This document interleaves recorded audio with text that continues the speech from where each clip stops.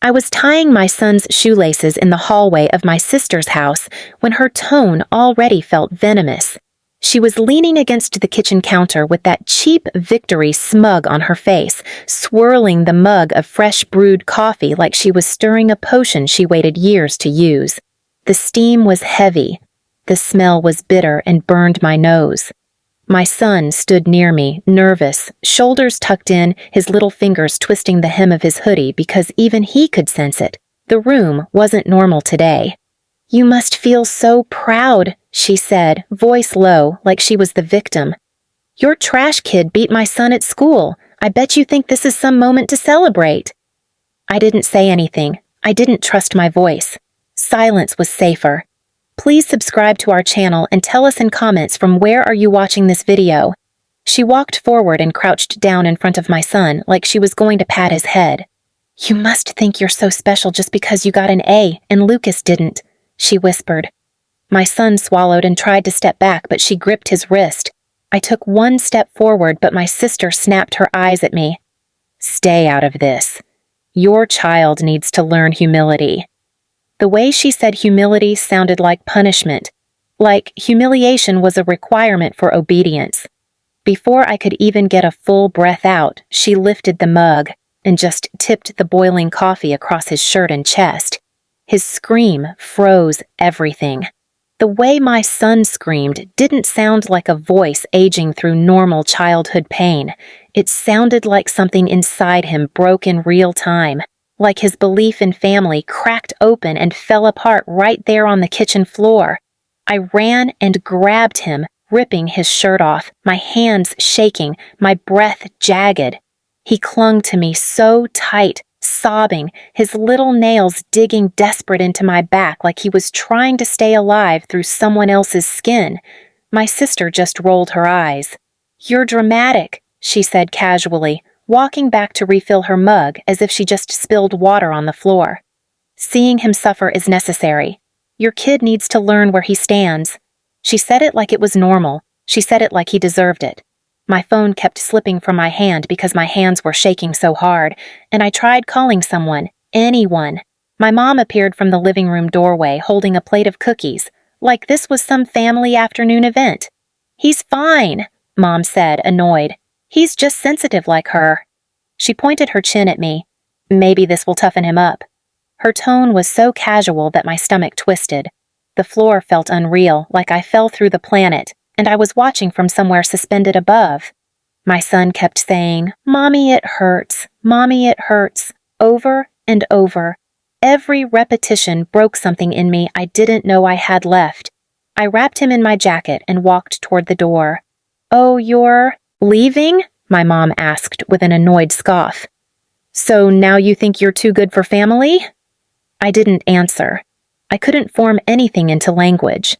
My body moved on autopilot, one step at a time, like walking through wet cement. My sister smirked as I opened the door. "You should thank me," she said quietly. "I just saved him from becoming delusional like you." I froze at the doorway. My son's breath was shaking against my chest. My vision blurred. The cold outdoor air mixed with the burning coffee stain smell and the hatred in the room. I carried him out in silence. When we got to the car, he wouldn't let go of me. He wouldn't even sit upright alone. He pressed his forehead into my shoulder and whispered, "Why do they hate me?" And I had no answer. That night, I sat on the floor of my tiny apartment living room, holding him while he slept against me, his breathing hiccuping in his sleep. I stared at the wall across from me until the sun started to show. My face had no expression left. I realized something. They were never going to love me or him. They were never going to see us as anything but punching bags for their insecurity, obsession with control, and rotten entitlement. I didn't cry. I didn't scream. I just sat there in silence, and something inside my chest finally flipped cold and final. Permanently. The next morning, I woke up with him still curled against my chest. When I stood to get water, he grabbed my wrist instantly like he thought I would disappear if he blinked.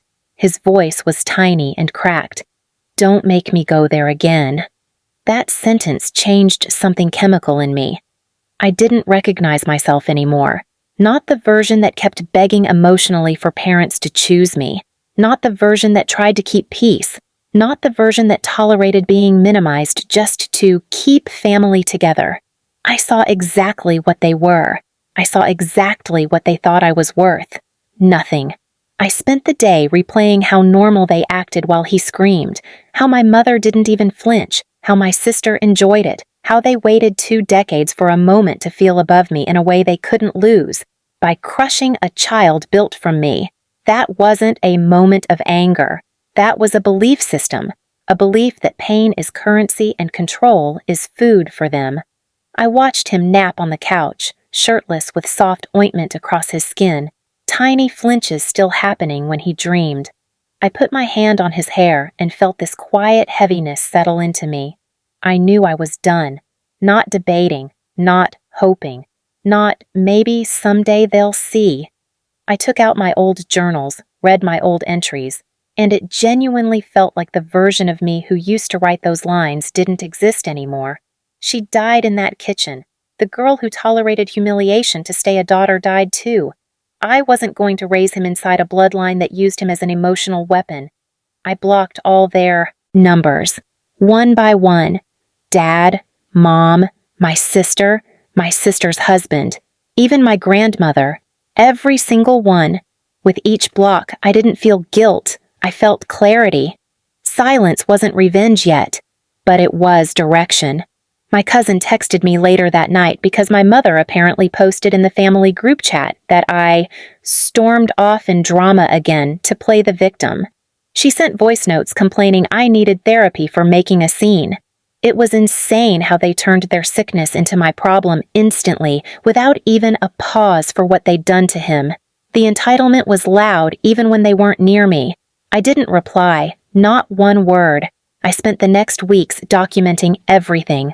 Dates, quotes, pictures of the burn marks and healing, surgeon consult notes, therapist intake notes, everything. I didn't gather proof to go viral, not to expose them, not to humiliate them online.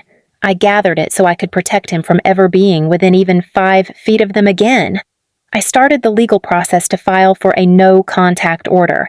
I talked to child advocacy clinics. I researched how to ensure they never have access again. I wasn't chasing revenge through spectacle. I was building a future where their bloodline stopped at me. He healed slowly, but he still flinched every time a cup clinked near a table. Loud appliances made him cover his ears. He asked me one night if being smart was dangerous. I told him, no, being near the wrong people is dangerous. And that was the moment I knew exactly how my revenge was going to work. They would live long enough to understand that the only bloodline they get to influence forever is my sister's bitter kid. Not mine.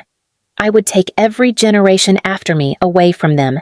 They were going to die knowing they never got access to the one child in this family who would grow into someone kind, someone stable, someone who wouldn't carry their sickness forward. They didn't know it yet, but they had already lost everything. I stopped answering their calls. I stopped showing up at family gatherings they expected me to attend. I canceled birthday invitations, changed weekend plans, and quietly rearranged my life so their presence had no place to slip into. It wasn't drama.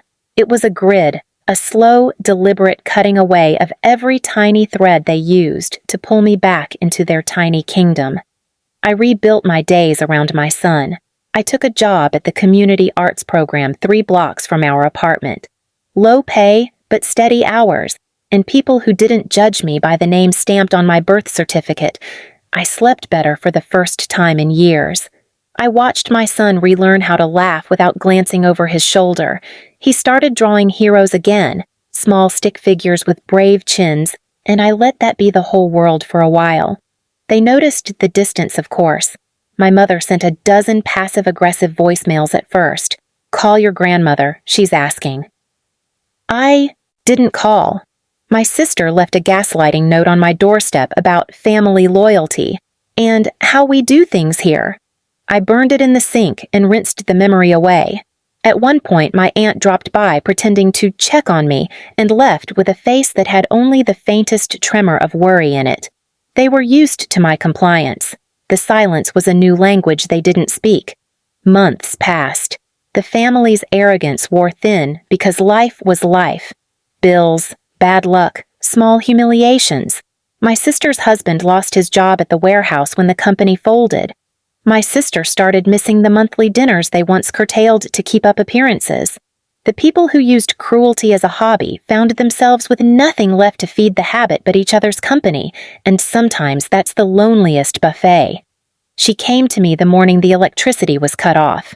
She stood on my stoop with her cheeks sunken and mascara running, clutching a crumpled paper, an eviction notice that smelled faintly of cigarette smoke. My mother was a shadow in the passenger seat, eyes bigger than her face, the old amusement gone. They didn't knock. They just stood there, like she expected me to open the fridge and hand them food because I was still, somehow, the family's unpaid safety net. I opened the door. He was behind me, hair still damp from sleep, eyes alert and steady, unlike the wild, pleading look her boy had learned to wear. My son looked at my sister with something like pity and then came to my side. "Please," my sister said, voice small in a way I had never heard. "We have nowhere." My mother's lips trembled. We need a place to stay for a few nights," she said, the old entitlement cracking. "You always help." I looked at her. I saw the woman who had watched my child burn and laughed it off as discipline. I heard the voice that had told me to learn humility when all I had ever done was try to hold our family together. I remembered how they treated my son like trash and how they believed my silence was a rope to tie them to power. I invited them in, and then I shut the door behind me. I made them coffee. I offered them the couch. I cooked a pot of soup. I sat at the table with them while they explained their problems in a flurry of blame, and I listened. I took notes in my head. I watched my son hand her a plate, watchfulness in his small face, and I felt that cold resolution settle into me like armor. When my sister reached out and touched my hand, an old habit, a way to demand softness, I withdrew. "You taught him humility," I said quietly. "You taught him what a family looks like when power equals pain." My voice didn't shake. "You can sleep on the couch tonight. In the morning, you leave. You call whoever you have to call. You fix it without me." Panic flared in her face. Begging followed. Real, ugly begging. The kind they had never shown me. My mother cried. My sister pleaded. It was beautiful in a way I couldn't let myself enjoy because this wasn't pleasure. It was consequence. They were finally hungry for the safety they had eaten from others for years. I wasn't cruel. I was deliberate. I fed them the exact thing they had used on us, dependence only when they earned it. I offered a roof for one night, food on the table, and a plan they needed to follow. Community services I'd memorized, job contacts I'd collected, a calendar of appointments they had to attend. I wrote it down and handed it to them like a receipt. "You fix it," I said. "You don't call me to bail you out. You don't come back looking for comfort. You live with what you taught." They left the next day with a bag I helped pack and the kind of shame that can't be washed off in a sink. They slept in someone else's spare bed then. They swallowed pride and appointments and low-wage shifts, and sometimes, for a long time, they called people I didn't know asking for help because they had burned the bridges that used to get them beyond desperation. Months later, the neighbor asked me to organize a small after-school art club. I said yes. My son helped me tape posters, stacking colored paper with steady hands. He smiled freely. He wasn't afraid to draw a sun that was too big. He wasn't afraid to win. My mother texted once, months after that day on my stoop, asking if I could pick up a casserole for a funeral. I didn't reply. My sister messaged on his birthday, "Hope he's well," with a string of emojis. I sent a short reply, "He's safe." Sometimes, when the phone vibrated in the quiet of the night, I'd watch it buzz and then let the light go out. I chose my silence like armor, not because I wanted them to suffer, but because I had taught myself to protect the small person whose hands fit inside mine. The calls stopped coming as much. The insults did too. In their place came a thin, hollow quiet that sounded like the end of their appetite for my life. One evening, he sat up in bed and said, "Mom, is it over now?" I brushed the hair from his forehead and said, "It's over for us." He let out a long breath I could feel in my shoulder. I watched him sleep without flinching. When the phone rang the next morning, an unknown number, maybe my mother's, maybe my sister's, I looked at it, and then I watched it stop. I didn't pick up. Please subscribe to our channel and tell us in comments from where are you watching this video.